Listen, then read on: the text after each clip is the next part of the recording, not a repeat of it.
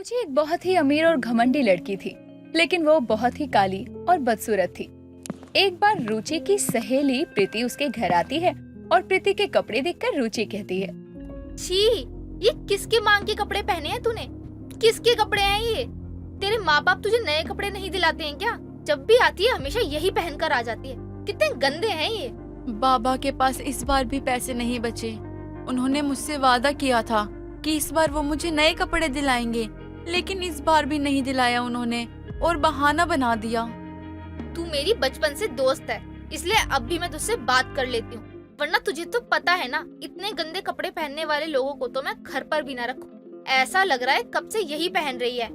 देखना, अगली बार मेरे बाबा मुझे जरूर बहुत अच्छे कपड़े दिलाएंगे।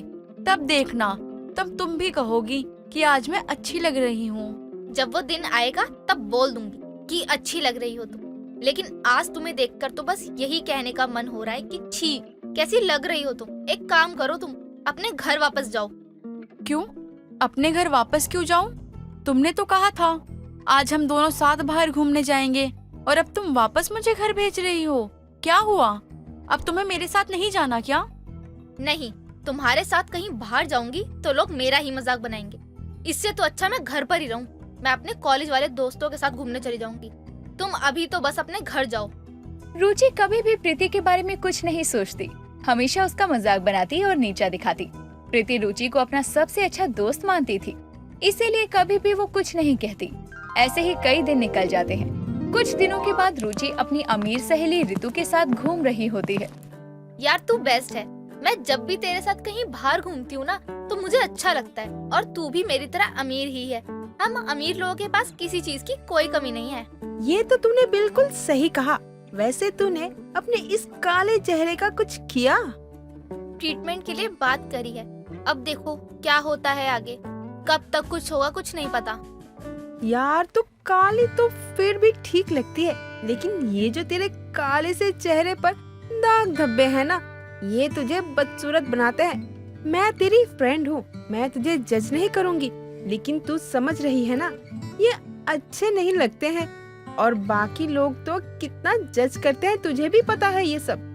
मैं जानती हूँ तू हमेशा मुझे समझती है और मेरे लिए अच्छा ही चाहती है, लेकिन जल्दी ही कुछ करती हूँ इन दोनों का।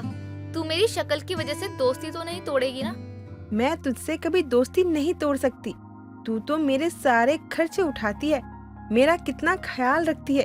मेरे पापा के पास इतने पैसे भी हैं, तब भी वो मेरे बारे में कभी नहीं सोचते। तू मेरे साथ बस इसीलिए है कि मैं तेरे खर्चे उठाती हूँ, बस, और कुछ नहीं है। अरे पागल है क्या तू? अरे तू तो मेरी जान है, तू मेरी सबसे अच्छी दोस्त है, इसीलिए मैं तेरे साथ हूँ और हमेशा रहूंगी। लेकिन सबसे पहले तू मुझे मोमोज खिला, बहुत ज्यादा भूख लग रही है मुझे। रुचि को रितु काफी ज्यादा अच्छी लगती है। एक दिन रुचि अपने घर पार्टी रखती है, जिसमें वो अपने सभी दोस्तों को बुलाती है, लेकिन प्रीति को नहीं बुलाती। ये देखकर उसे बहुत खुशी होती है। अच्छा हुआ तूने उस गवार और गरीब दोस्त को नहीं बुलाया। उसे देखकर तो मेरा मन ही खराब हो जाता है। बिल्कुल भी पसंद नहीं है मुझे। तू ही पता नहीं क्यों उसे दोस्ती रखती रहती है। नहीं यार, वो इतनी भी बुरी नहीं है, बस वो बचपन से मेरे साथ है, इसलिए मैं उससे बात कर लेती हूँ, वरना तो मुझे भी वो कुछ खास पसंद नहीं है। मेरे लिए तो तुम सभी जरूरी हो। जब तुझे भी वो पसंद नहीं है तो तू उसे बात ही क्यों करती है? तुझे उसे देखकर छी वाली फीलिंग नहीं आती क्या? तुझे पता है मेरा तो पार्टी में आने का मन ही नहीं था। मुझे लगा तूने आज भी उस गरीब भिखारी को बुलाया होगा अपनी पार्टी में। अगर मुझे वो इस पार्टी में दिख जाती ना, तो मैं यहाँ से तुरंत निकल जाती। मुझे अच्छे से पता है कि तुझे नहीं पसंद, बस इसीलिए ही मैंने उसे नहीं बुलाया। मेरे लिए तू ही सबसे ज्यादा जरूरी है। उसका क्या है, वो मेरी जिंदगी में रहे या ना रहे, मुझे कोई फर्क नहीं पड़ता। ये तूने मेरी बेस्ट फ्रेंड वाली बात कही ना। अच्छा प्रीति, एक बात सुनना, वो मयंक तेरा अच्छा दोस्त है ना, तू उससे बात करना मेरे लिए कुछ। मुझे वो बहुत ज्यादा अच्छा लगता है, लेकिन बात करने से डर लगता है। ओहो, क्या बात है, मैडम को मयंक पसंद है, तभी शायद पार्टी दी है ना तूने। नहीं, वो तो बस ऐसे ही। और मैंने ये भी सोचा था कि इसी बहाने मेरी भी मयंक से अच्छी दोस्ती हो जाएगी। हमेशा तू होती है तभी बात हुई है मेरी उससे। अच्छा वो सब तो ठीक है, लेकिन एक बात बता, अगर मैंने बात करवा दी तो मुझे क्या मिलेगा? जो तू बोलेगी वो मैं तुझे दे दूंगी। ठीक है फिर तू मेरे लिए नया आईफोन ऑर्डर कर, मैं तेरी अभी बात करवाती हूँ मयंक से। ऋतु तुरंत जाकर अपने दोस्त मयंक को सारी बात बताती है और फिर मयंक रुचि से बात भी करने लगता है। देख, मैं मयंक को कल तेरे घर लेकर आऊंगी और तू मेरा आईफोन तैयार रखना। तूने कहा था ना, अगर मैंने तेरी बात करवाई तो तू मुझे आईफोन देगी। अब तू अपनी बात से मुकरना मत। सभी लोग बहुत एंजॉय करते हैं, फिर अपने अपने घर चले जाते हैं। अगले दिन ऋतु और मयंक दोनों वापस से रुचि के घर उससे मिलने जाते हैं, जहाँ रुचि ऋतु को एक आईफोन देती है और आईफोन मिलने के बाद मयंक कहता है, जान बची मेरी। ऋतु, अब ये नाटक मुझसे और नहीं होगा। नहीं नहीं, अब तो मुझे आईफोन मिल गया है, तो अब ये नाटक भी यही खत्म ना। नाटक? कैसा नाटक ऋतु? ये तुम दोनों क्या बात कर रहे हो? मुझे कुछ समझ नहीं आ रहा। ऋतु ने मुझे कहा कि उसे आईफोन चाहिए और तुम उसे आईफोन दोगी, उसके बदले मुझे नाटक करना पड़ेगा। तो मैंने नाटक किया। और एक बात बताओ तुम्हें, मैं तो कब से चाहता था कि तुम जल्दी से आईफोन दो और ये नाटक खत्म हो, क्योंकि तुम्हारे साथ खड़े होने में ना मुझे घिन आती थी, घिन। मैंने कैसे खुद को रोका था ये मैं ही जानता हूँ। ये सब क्या है ऋतु? सॉरी यार, मेरे आगे तूने इतना अच्छा ऑफर रखा था तो मुझे थोड़ा बहुत झूठ बोलना पड़ा, वरना तुझे तो तेरी शक्ल पता ही है कितनी गंदी है। मयंक ने साफ मना कर दिया था तुझसे बात करने के लिए, लेकिन मैं इतना अच्छा मौका हाथ से जाने नहीं देना चाहती थी, इसीलिए मैंने झूठ बोला। ऋतु अब चलो यहाँ से यार, मुझे इसकी शक्ल देख के ना घिन आती है, घिन। मन नहीं करा इसके साथ खड़े होने का भी। मैं तो ये सोचता हूँ कि तुम लोग इसकी शक्ल देख के बर्दाश्त कैसे करते हो यार। अरे मुझे तो घिन आती है इससे। चलो यार जल्दी चलो यहाँ से। वैसे भी मुझे ऐसी शक्ल वाली लोग बिल्कुल पसंद नहीं है। मयंक और ऋतु दोनों रुचि का मजाक बनाकर वहाँ से चले जाते हैं। उसी शाम वहाँ प्रीति आती है और रुचि को ऐसे रोते हुए देखकर प्रीति कहती है, क्या हुआ रुचि, तू रो क्यों रही है? बता ना, सब ठीक तो है ना? मैंने आज तक हमेशा तेरी बेइज्जती करी, तुझे नीचा दिखाया, लेकिन तू एक अच्छे दोस्त की तरह हमेशा मेरे साथ खड़ी रही और जिसको अच्छा दोस्त माना उसने ही मेरा मजाक बना दिया, कहा कि मैं बदसूरत हूँ। तुझसे ज्यादा सुंदर तो इस दुनिया में कोई भी नहीं है। रही बात ऊपरी सुंदरता की, वो भी ठीक हो जाएगी। अब से तू हमेशा नारियल के पानी से नहाएगी। उस ऋतु को तो मैं बताती हूँ, उसने मेरी दोस्त का मजाक कैसे बनाया। रुचि अब वही करती है जो प्रीति कहती थी। ऐसे ही कई दिन निकल जाते हैं और नारियल के पानी से नहाने से रुचि के दाग धब्बे भी काफी साफ हो जाते हैं और उसके चेहरे पर भी निखार आने लगता है। कुछ दिनों के बाद रुचि प्रीति के साथ बाहर घूमने के लिए जाती है, जहाँ उसे रास्ते में ऋतु दिखती है। रुचि, ये क्या है? तुम मुझसे तो बात करती नहीं हो और तू इसके साथ घूम रही हो। तुम्हें पता है ना, मुझे ये बिल्कुल भी अच्छी नहीं लगती है, फिर भी तुम इसके साथ घूम रही हो। और तुम मुझे अच्छी नहीं लगती, इसलिए मैं तुमसे बात तक नहीं करती। ये क्या बोल रही हो रुचि तुम? तुम्हारी शक्ल थोड़ी बहुत ठीक क्या हो गई? तुम तो मुझे ही उल्टा सुनाने लग गई, वो भी इस गरीब गवार के लिए। Shut up! तुमने अगर मेरी दोस्त के खिलाफ कुछ भी कहा ना, तो मैं तुम्हें ऐसा सबक सिखाऊंगी कि तुम भूल नहीं पाओगी। ये मेरी दोस्त है, जिसकी वजह से आज मैं सुंदर दिख रही हूँ। नारियल पानी से नहाने से रुचि के चेहरे पर बहुत बदलाव आता है, जिससे रुचि बहुत खुश थी और फिर वो रोज नारियल के पानी से नहाने लगती है और प्रीति को कभी कुछ भी गलत नहीं कहती। बिरजू एक गरीब मजदूर था जो अपने गांव में मलबा ढोने का काम किया करता था। वो अपनी पत्नी सुजाता और बेटी नव्या के साथ एक छोटी सी झोपड़ी में रहता था। दिन रात मेहनत करने के बाद वो अपने परिवार के लिए 2 वक्त की रोटी का इंतजाम कर पाता था। एक रोज जब वो थका पसीने पोंछते हुए घर आता है तो उसकी पत्नी कहती है, आज आने में बड़ी देर लगा दी आपने। हाँ सुजाता, आज काम थोड़ा ज्यादा था, ऊपर से देर होने की वजह से मालिक भी मजदूरी देने से पहले ही घर चले गए। यानी आज आपको पैसे नहीं मिले? मैंने तो सोचा था घर में सब्जी खत्म हो गई है, आप आएंगे तो आपसे पैसे लेकर बाजार जाऊंगी। क्या घर में कोई सब्जी नहीं है?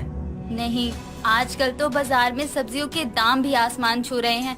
इस महंगाई में हम गरीब का हाल तो बदहाल ही हो गया है। माँ, आप खाना कब बनाओगे? मुझे भूख लग रही है। भूख के कारण पढ़ाई में मन भी नहीं लग रहा। सुजाता, आज दाल रोटी ही बना लो, कल जब पैसे मिलेंगे तो मैं ही बाजार से सब्जियां लेता आऊंगा। ठीक है, आप मुंह हाथ धो लीजिए, मैं पानी लाती हूँ। आए दिन घर में किसी न किसी चीज की कमी होते देख सुजाता खुद भी कोई छोटा मोटा काम करने की सोचती है, जिसके लिए वो पड़ोस में रहने वाली शांति से बात करती है। शांति, तेरी नजर में मेरे लिए कोई काम हो तो बता। काम तो है सुजाता, एक बड़े घर में घर का काम करने वाली चाहिए, लेकिन क्या शांति? वो घर की मालकिन थोड़ी खड़ूस है, पता नहीं तू वहाँ काम कर पाएगी या नहीं। मैं काम कर लूंगी शांति, तू चिंता मत कर। नव्या की पढ़ाई लिखाई में भी पैसों की जरूरत होगी। ऐसे में अगर मेरे काम करने से कुछ पैसे घर में आएंगे तो इनके ऊपर से सारा बोझ नहीं रहेगा। ठीक है सुजाता, कल तू मेरे साथ उस मालकिन के घर चलियो। अगले दिन शांति सुजाता के साथ उसे मालकिन के यहाँ पहुँचा देती है और सारी बात करने के बाद वो औरत सुजाता को अपने घर काम पर रख लेती है। सुजाता मेहनत से घर के सारे काम किया करती। एक रोज जब वो थकी हुई घर आती है तो देखती है कि बिरजू पहले से ही घर पर है। तभी उसकी बेटी नव्या उसके लिए पानी लेकर आती है। माँ ये लो पानी, आज आप दोनों आराम से बैठिए, खाना मैं बना रही हूँ। अरे आप जल्दी कैसे आ गए? कोई बात है क्या? सुजाता तुम भूल गई, आज अपनी नव्या का जन्मदिन है तो मैं जल्दी जल्दी काम खत्म करके घर लौट आया और बाजार से जलेबियाँ भी ले आया। न जाने मुझे कैसे याद नहीं रहा। नव्या तू बैठ, खाना मैं बनाती हूँ। नहीं माँ, आप वैसे भी पूरा दिन काम करती हैं, अब घर पर आकर भी गर्मी में खाना बनाएंगी? नहीं, आप दोनों इतनी मेहनत कर रहे हैं तो थोड़ी मेहनत मुझे भी करनी चाहिए ना। इतना कहकर नव्या अपना काम करने लगती है तो सुजाता और बिरजू आपस में बातें करते हुए कहते हैं, जब से तुमने काम करना शुरू किया है पैसों की तंगी थोड़ी कम हुई है। जी ऐसे ही दोनों मिलकर काम करेंगे तो इस गरीबी से उभर पाएंगे ना। सही कह रही हो सुजाता, आज कितने दिनों बाद अपनी बेटी की पसंद की जलेबियाँ घर लाया। खाने के बाद हम दोनों उसे मिलकर खिलाएंगे। हाँ, भगवान का आशीर्वाद रहेगा तो सारे दुख और ये गरीबी जल्दी ही दूर हो जाएगी। दोनों बातें कर ही रहे थे कि तभी नव्या कुछ देर में खाना लेकर आती है और पूरा परिवार एक साथ खाना खाता है। समय बीतता है। एक रोज सुजाता अपने काम पर थोड़ा लेट पहुंचती है तो उसकी मालकिन गुस्से में उसे सुनाने लगती है, क्यों री आ गई? अरे ये तेरा मायका नहीं है जो टाइम बे टाइम मुंह उठाए चली आती है। मालकिन बारिश की वजह से रास्ता खराब था तो आने में देरी हो गई। हाँ तो तेरे लिए 4 पहिए वाली गाड़ी लगवा दूं। किचन में बर्तन पड़े हैं, जाकर उन्हें धो। तुम जैसे गरीब को ना काम पर रखकर मैंने खुद ही सरदर्दी पाली हुई है। अरे तुम क्यों इस बेचारी पर चिल्ला रही हो? आ तो गई ना वो। हाँ तो अगर मुझ पर एहसान नहीं किया, नहीं आती तो इसकी 2 दिन की तनख्वाह ही नहीं देती मैं। तुम भी ना, मैं ऑफिस के लिए निकलता हूँ। इतना कहकर उसका पति महेश चला जाता है। दोपहर के समय सुजाता को घर की सफाई करते हुए एक सोने की अंगूठी मिलती है। सुजाता उसे उठाकर देख ही रही थी कि तभी उसकी मालकिन वहां आकर उसके हाथ से अंगूठी छीनते हुए कहती है, क्या इसे अपने पास रखने की सोच रही थी? अरे इसे छूने की भी हैसियत नहीं है तेरी। सोने की अंगूठी है ये, सोने की। नहीं मालकिन, वो झाड़ू लगाते हुए कचरे में आ गई थी तो मैंने उठा ली बस। मालकिन मैं गरीब हूँ लेकिन जानती हूँ कि ये चीजें मेरे नसीब में नहीं। ठीक है, जल्दी सफाई कर और मेरे लिए चाय बना ला जल्दी। जी मालकिन। सुजाता अपना काम करने लगती है। समय बीतता है। एक रोज सुजाता नई साड़ी पहनकर काम पर आती है तो उसकी मालकिन उसे टोकते हुए कहती है, क्या बात है, फटी साड़ी पहनने वाली आज नई नवेली साड़ी में दिखाई पड़ रही है। कहाँ से मांग कर लाई है ये साड़ी? क्योंकि खरीदना तो तेरे बस की नहीं है। वो मालकिन ये नई साड़ी नहीं है, वो थोड़े थोड़े पैसे इकट्ठे करके नव्या के बापू मेरे लिए लाए थे। मेरी कल वाली साड़ी का पल्लू ज्यादा फट गया था तो मैंने इसे पहन लिया। अच्छा, खैर दोपहर में ही काम करके चली जाना, मुझे कहीं बाहर जाना है। ठीक है मालकिन। सुजाता 12 बजे के करीब सारा काम करके वहाँ से निकल जाती है और उसकी मालकिन बाहर जाने के लिए तैयार हो रही थी। तभी वो अपनी सोने की अंगूठी पहनने के लिए ढूंढती है और उसे नहीं मिलती, जिसके बाद वो परेशान होकर खुद से कहती है, हे भगवान, मेरी अंगूठी कहाँ गई? परसों तो देखी थी मैंने। वो अंगूठी के लिए परेशान होने लगती है और फोन करके अपने पति को भी बताती है। उधर सुजाता घर में अपनी बेटी के साथ बातें कर रही थी। तभी दरवाजे पर दस्तक होती है तो सुजाता बाहर आती है और देखती है कि सामने एक पुलिस वाला और एक लेडी हवलदार खड़ी है। उसी समय बिरजू भी घर लौटता है तो अपने घर के बाहर लोगों की भीड़ और पुलिस को देखकर परेशान हो जाता है। ये सुजाता का घर है, हम उसे गिरफ्तार करने आए हैं। पर क्यों साहब, मेरी पत्नी ने क्या किया है? तेरी पत्नी ने ही मेरी सोने की अंगूठी का सफाया किया है। लालची औरत, तेरा असली चेहरा आ ही गया सामने। मालकिन, ये आप क्या कह रही हैं? उस दिन तो मैंने आपको अंगूठी दे दी थी और चुप कर चोरनी। उस दिन मैंने देख लिया था तो तूने वापस कर दी और बाद में चुपके से उसे चुरा लिया। उसी को बेचकर तूने ये नई साड़ी ली है ना? नहीं नहीं, मेरी माँ निर्दोष है।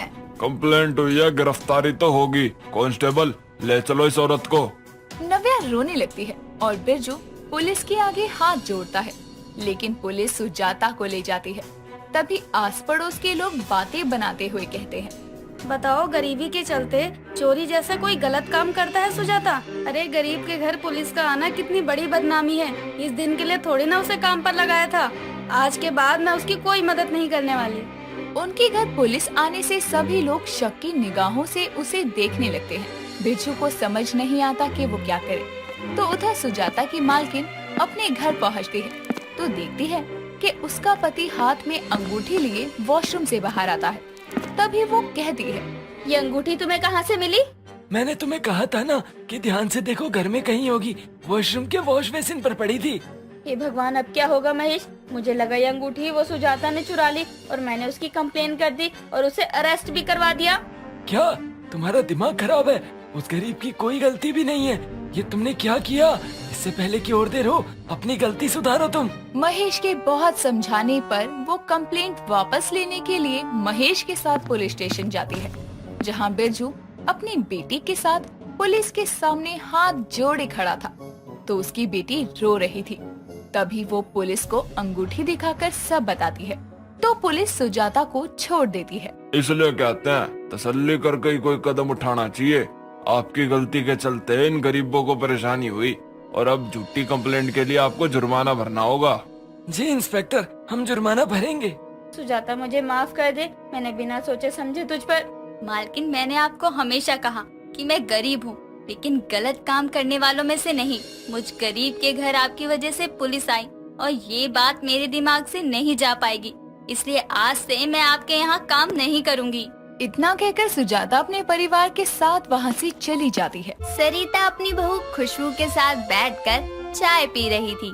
तभी उनके घर उसकी पड़ोसन सुगंधा आती है, जो दोनों सास बहू को साथ में चाय पीते देखकर बोलती है, अरे वाह, दोनों सास बहू साथ बैठकर चाय पी रही है। सही वक्त पर आई हूँ मैं।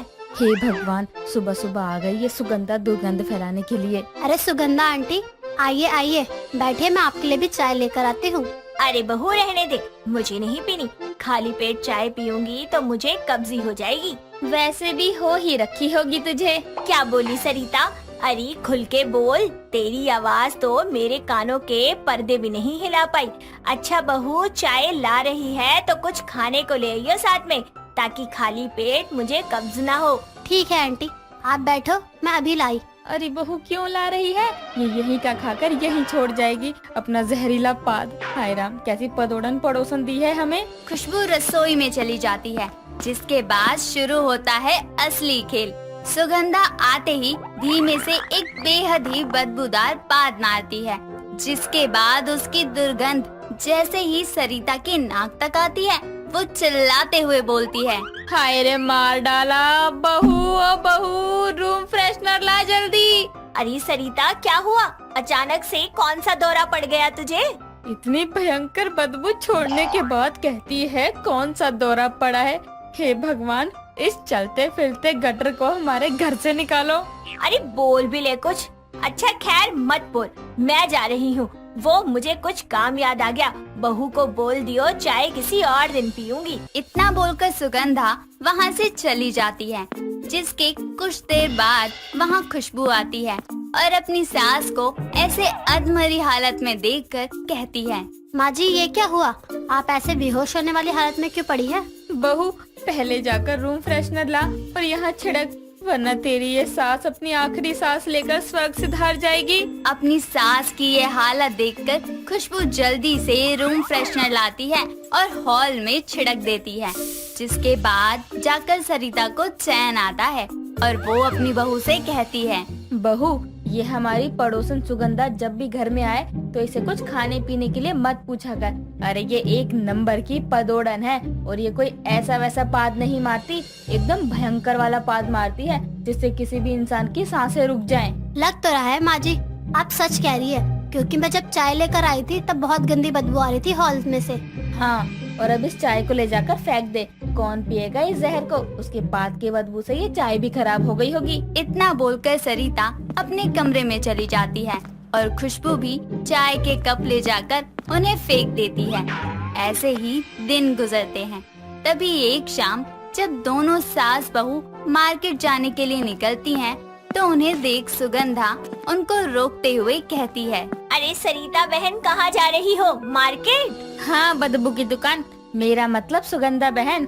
अच्छा अब हम लेट हो रहे हैं, चलते हैं। रुको रुको, मुझे भी मार्केट ही जाना है, मैं चलती हूँ साथ में। ये सुनकर सरिता धीरे से अपनी बहू के कान में बोलती है, बहू जा जाकर घर में से हमारे मास्क ले आ, क्योंकि ये साथ जाएगी तो बदबू तो फैलाएगी ही, इसलिए जरा सेफ्टी के साथ चलते हैं और जरा ना मास्क में थोड़ा परफ्यूम छिड़क लाइयो। ठीक है माँ जी। खुशबू जल्दी से अपने और अपनी सास के लिए मास्क ले आती है और दोनों सास बहू मास्क लगाकर सुगंधा के साथ मार्केट जाने लगते हैं।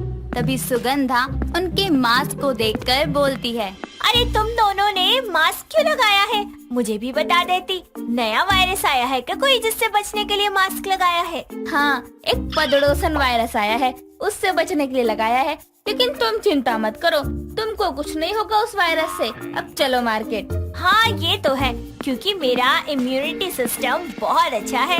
काश आंटी डाइजेस्टिव सिस्टम भी अच्छा होता। बातें करते करते तीनों मार्केट पहुंच जाते हैं, जहां पहुंचते ही भीड़ देखकर सुगंधा अपना काम चालू कर देती है और एक एक करके 3-4 धमाकेदार पाद छोड़ती है, जिसकी बदबू साथ में चल रही खुशबू और सरिता तक पहुंचती है। तो वो अपने अपने मास्क उतारकर जोर जोर से खांसने लगती हैं। ये देखकर सुगंधा कहती है, क्या हुआ तुम दोनों को? अरे कोई पानी दो इन्हें। रहने दे, दूर रह। अरे बहू चल, जिंदा रहे तो दोबारा मार्केट आ जाएंगे। वैसे भी आज की सब्जियां खाने लायक नहीं बची होंगी यहाँ।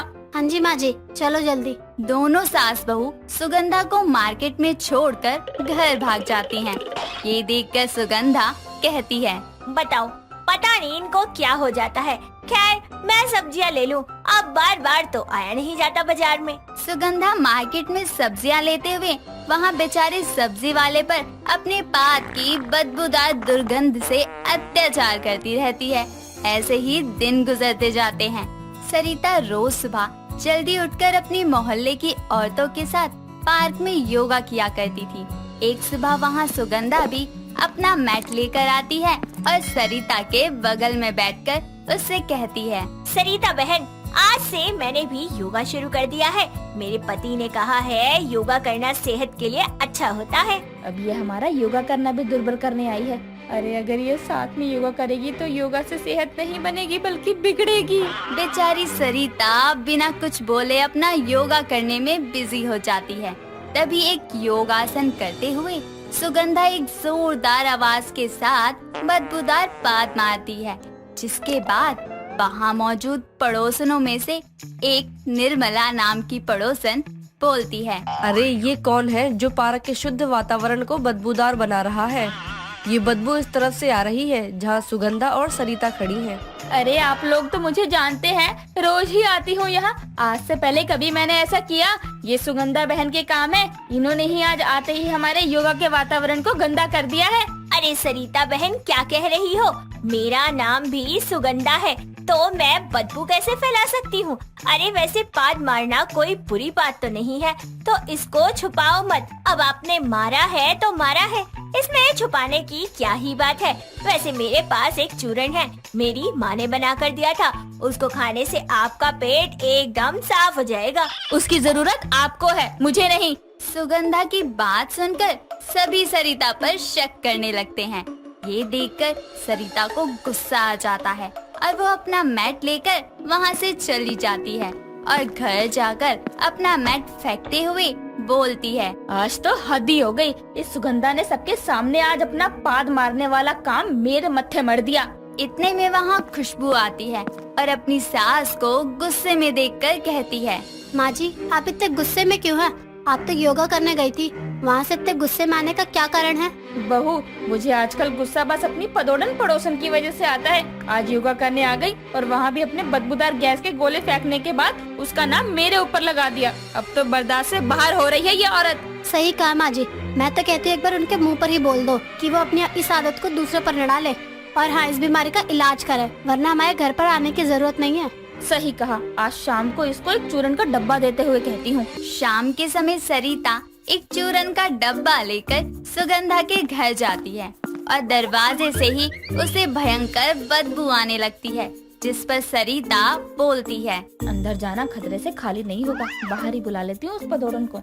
अरे सुगंधा बहन, बाहर आओ जरा। सरिता की आवाज सुनकर सुगंधा बाहर आती है, जिस पर सरिता उससे कहती है, सुगंधा बहन देखो, मुझे पता है कि तुमने ही आज सुबह। सरिता की बात खत्म होती नहीं कि सुगंधा रोते हुए कहती है, सरिता बहन, माफ करना अगर मैंने तुमको कभी परेशान किया हो तो तुम बहुत अच्छी हो, लेकिन अब मैं अपने पति के साथ हमेशा के लिए इस मोहल्ले से जा रही हूँ। उनका ट्रांसफर हो गया है, इसीलिए अपना ख्याल रखना बहन। चलती हूँ, सामान बांधना है। अच्छा ठीक है बहन, अपना भी ख्याल रखना। अरे वाह, पदोड़न पड़ोसन से खुद ही छुटकारा मिल गया। चलो, भगवान के घर देर है अंधेर नहीं। सरिता को बिना कुछ किए ही अपनी पदोड़न पड़ोसन से छुटकारा मिल जाता है, जिसके बाद उसको कभी उस भयंकर बदबू का सामना नहीं करना पड़ता। दोस्तों, अगर आपको ये कहानी पसंद आई तो इसे लाइक करें, शेयर करें और कमेंट करके बताएं कि कहानी में आपको सबसे अच्छा क्या लगा।